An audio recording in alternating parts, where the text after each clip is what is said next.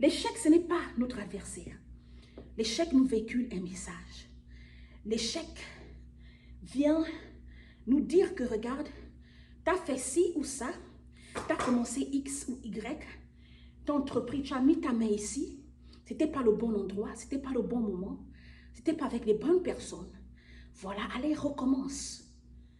Vous comprenez?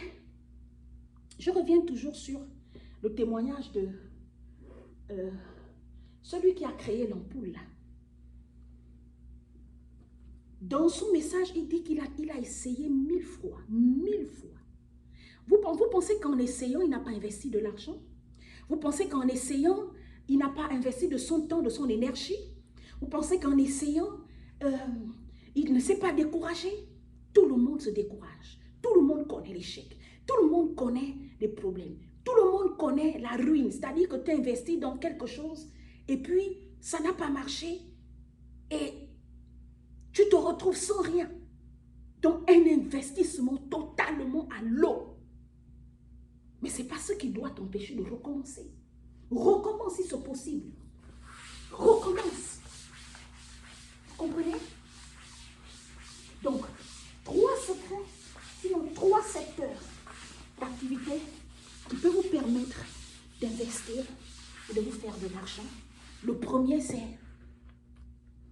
si vous êtes déjà entrepreneur, vous avez un local, excusez-moi, vous avez, c'est-à-dire un stand, vous avez un endroit, par exemple, là, moi, j'ai un local. Qu'est-ce que je fais? Là, je vous donne mes secrets. J'ai normalement 4 chaises pour l'instant. J'ai envie de faire 8 chaises, donc 4 à gauche, 4 à droite. Mais pour l'instant, je commence avec 4 chaises. C'est doucement, doucement. Et qu'est-ce que je fais? Je fais louer 3 chaises. Vous comprenez? Donc, le mois, il me paye 600 $ la location de la chaise. Il loue non seulement la chaise, mais il loue aussi le local. Il bénéficie de l'électricité, il bénéficie de l'eau, vous comprenez, de toutes les charges. Donc, c'est ce qui fait 600 $. Donc, 2 personnes déjà louent une chaise à 600 $. Donc, fois 2, ça me fait 1200 $. Avec 1200 $, je paye déjà mon loyer. Vous comprenez? Vous voyez la stratégie. Le business, l'entrepreneuriat, il faut être malin. Malin. Vous comprenez? Parce que je n'ai pas la possibilité d'utiliser toutes les chaises. Et depuis les débuts, ces chaises étaient toujours vides. Vous comprenez? J'utilise juste une seule. Parce que pour l'instant, je travaille seule. Donc, ça c'est une chose. Donc, si vous avez un bar, vous avez un restaurant, si vous travaillez par exemple, si vos heures de boulot, comme les heures que vous ouvrez votre business, c'est par exemple de 8 h à 18 h ou à 20 h. Au lieu de fermer le local durant toute une nuit, faites louer le local par exemple de 20 h jusqu'au matin. Il y a des gens qui ont la volonté de travailler toute une nuit. Il y a des gens qui ne veulent pas dormir, ils n'ont pas sommeil, ils veulent aller au restaurant, ils veulent aller manger, ils veulent... Vous voyez, si vous faites la grillade entre 21 h et 6 h du matin, vous aurez la clientèle. Ça, c'est la restauration. C'est pareil pour la boisson. Vous comprenez? Si, ça c'est déjà un truc. Le deuxième, c'est la location de votre maison. C'est-à-dire que vous habitez dans une maison, vous avez un appartement de 2 chambres, de 3 chambres, une maison de 3 chambres, 4 chambres. Vous avez des enfants, vous êtes vous-même avec votre mari. Si vous avez déjà un homme en tant que femme, ça fait une sécurité. Vous prenez par exemple des jeunes étudiants. Ça veut dire que dans votre entreprise, si votre mari travaille, si vous-même vous travaillez, vous avez des collègues, vous comprenez, de travail. Ces collègues de travail, ils ont d'autres connaissances, ils ont d'autres relations, ils ont parfois des enfants qui sont dans certains quartiers, qui veulent être plus proches de certaines écoles, certaines universités. Vous pouvez leur proposer la location d'une chambre, vous comprenez, ou de 2 chambres. Au lieu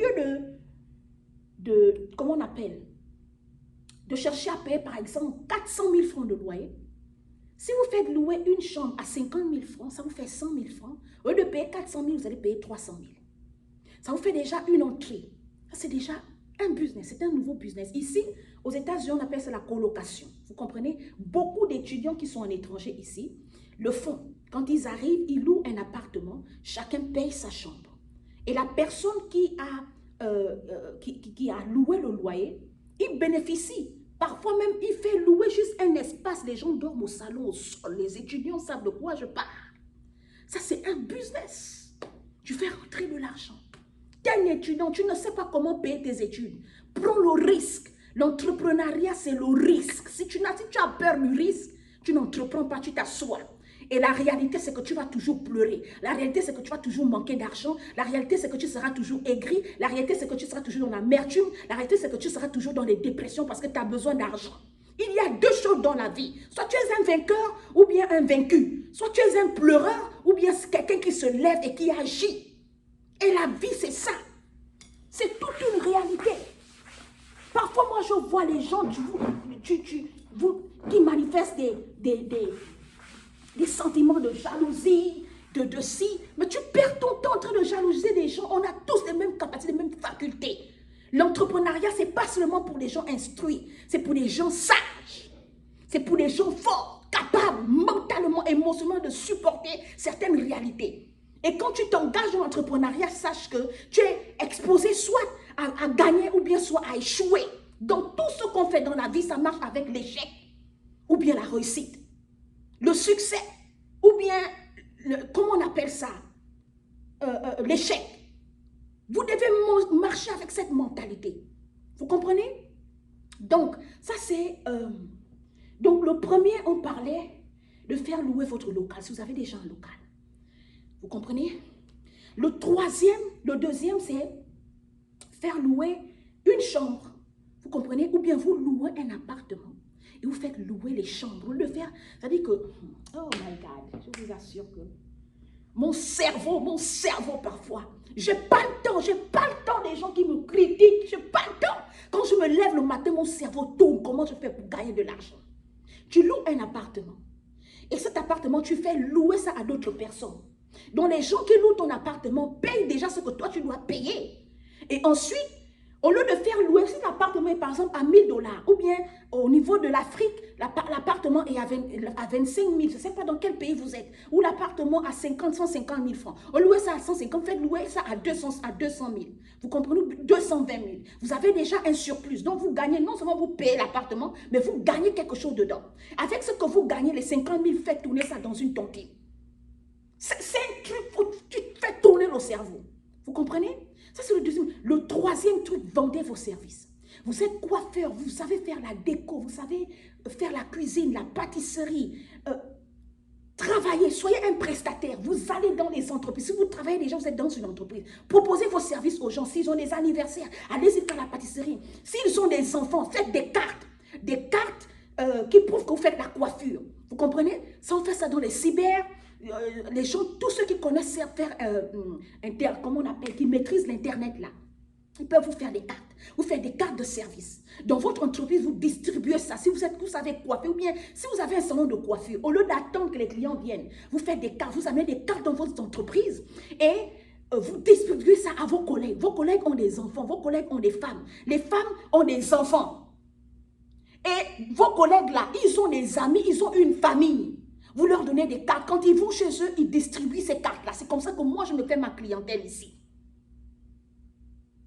Si maintenant vous avez un mari, vous êtes un couple, ton mari, il distribue ça dans son entreprise. Toi, tu distribues ça dans ton entreprise. Tu distribues ça à l'école. Si tu es étudiante, tu fais la coiffure, fais des cartes de ton service. Quand tu vas à l'école, distribue ça dans les salles de classe. Tu marques dans toutes les salles de classe, dans toute l'université, dans tout, comment on appelle, le collège, le lycée. Distribue. Donc, il y a ton numéro de téléphone sur ta carte. Il y a ton nom. Quand tu te déplaces, c'est un prix. Quand la personne vient chez toi, c'est un autre prix. Donc, tu le fais en pâtisserie, en cuisine, comment on appelle, si tu fais le service de nettoyage, si tu fais par exemple le service de, comment on appelle ça, de décoration, tout ça. Si tu es un comptable, si tu es un enseignant, fais des cartes, Tu distribues ça dans ton lycée, dans tout l'établissement. Les gens qui sont dans ton lycée, ils vont distribuer ça à leur famille. Tu deviens un enseignant, maintenant c'est toi qui règles ton temps. Tu es sérieux avec ton temps. Tu n'as plus le temps d'être sur les réseaux sociaux. Tu n'as plus le temps d'aller à gauche, à droite, de faire n'importe quoi. Parce que ton temps est précieux. Ton temps est précieux, mon frère. Ton temps est précieux, ma soeur. Si tu fais par exemple le froid, tu sais nettoyer les climatiseurs. Si tu aimes, que tu sois un homme ou une femme, tu peux faire le nettoyage. Comment est-ce que les gens peuvent chercher l'argent? L'argent est dans tes mains, mon frère. L'argent est dans tes mains, ma soeur. Il faut que tu réfléchisses. Arrête de dépresser. Arrête d'être oppressé. Les gens vont travailler tout un mois pour 200 000. Avec 200 000, tu ne t'en sors pas. Il y a des gens qui travaillent, ils ne s'épanouissent pas. Ils ont un emploi, ils ne sont pas épanouis. Les enfants ne sont pas épanouis, ils ne sont pas épanouis. Tu vois, tu lis même ça sur les visages des gens. Les gens entreprennent, ils ne sont pas épanouis. On te dit, je suis entrepreneur, mais elle n'est pas épanouie, elle n'est pas heureuse. Parce qu'elle est dans les problèmes sur problèmes, les dettes sur dettes. Tu utilises mal ton temps, tu utilises mal ton énergie, tu utilises mal ton intelligence, tu utilises mal ta connaissance. Tu vas travailler tout un mois pour 150, 200 000, 300 000. Et tu as, à la fin, ça te sert juste à payer la maison, à payer le loyer, à payer à manger, à régler les petits problèmes. Et puis, dans la semaine, les 2 semaines qui suivent, tu n'as plus rien. Tu n'as plus rien. Et quand la maladie arrive, la rentrée scolaire, les gens sont submergés dans les problèmes. Et ça crée les oppressions, les dépressions pour rien. Les choses que les gens vendent, ce que je viens vous dire là, les gens vendent ça. Hein?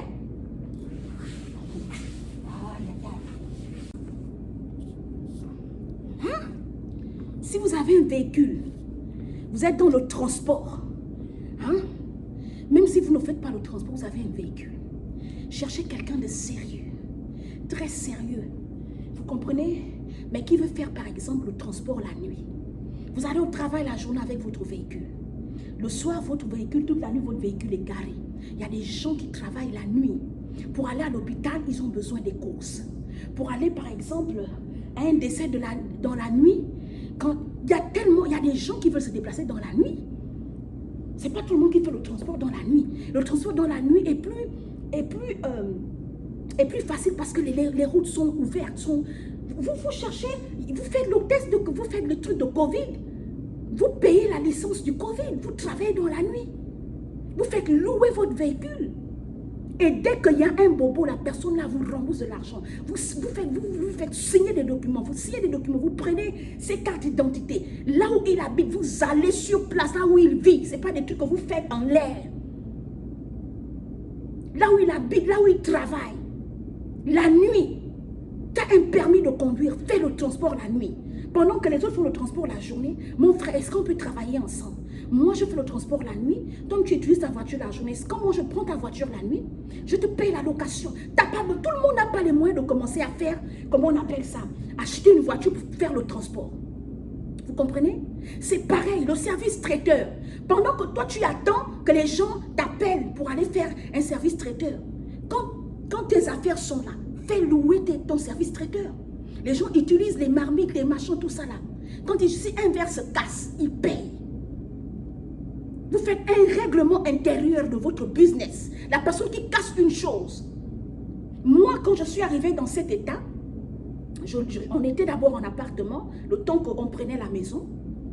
On a loué une maison avec les meubles. Si vous cassez un verre, vous cassez un meuble, vous cassez quoi que ce soit, parce que toutes nos affaires étaient dans un conteneur. On attendait qu'on nous donne la maison avant que, comment on appelle ça, avant de rentrer dans la maison. Donc, quand on a fait 3 mois de location, on louait tout, même les verres, même la serpillière. Vous louez. Quand vous déchargez quelque chose, quand il y a un bobo sur la table, sur une chaise, vous payez. Vous faites un règlement de votre service. Vous faites louer votre véhicule dans la nuit. Si le véhicule se casse, vous avez l'assurance. Avant que l'assurance n'intervienne, la personne là vous paye. Il paye ce qu'il a cassé. Soyez sûr déjà que la personne avec qui vous allez travailler, c'est quelqu'un de sérieux, quelqu'un qui a de l'argent, c'est quelqu'un qui est conscient, qui sait ce qu'il fait et ce qu'il veut. Il y a plein de gens sérieux qui veulent travailler, mais ils sont en manque d'idées. Ils sont stagnés. Est-ce que vous savez que même les vêtements, on les fait louer? Tu achètes des vêtements, tu as peut-être un prêt-à-porter. Vous comprenez? C'est un système qui se passe en ce moment ici. Beaucoup d'influenceurs que vous voyez sur les réseaux sociaux là. Ceux qui sont en Europe et aux États-Unis, je vous parle des choses qui sont vraies. Les vêtements qu'ils portent là, ils les louent. Tu vas dans un grand truc, parfois ils représentent des marques, vous comprenez? Mais en ce moment, Amazon le fait. Hein? Allez-y sur Amazon. Amazon fait louer les habits. C'est-à-dire que tu payes, tu achètes, comment on appelle ça? Tu loues. Tu ne donnes pas 100 francs.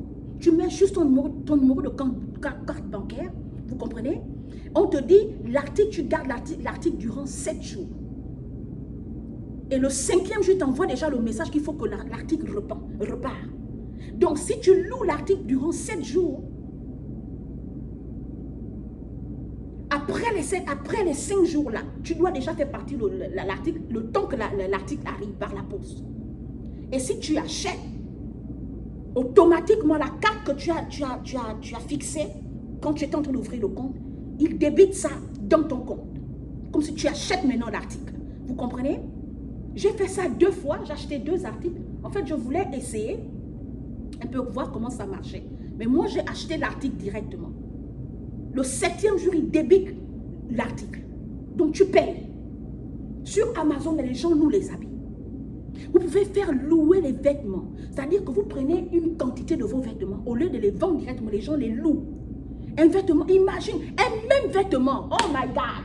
Un seul vêtement, 10 personnes peuvent louer ça. Les gens le font avec les robes de mariage.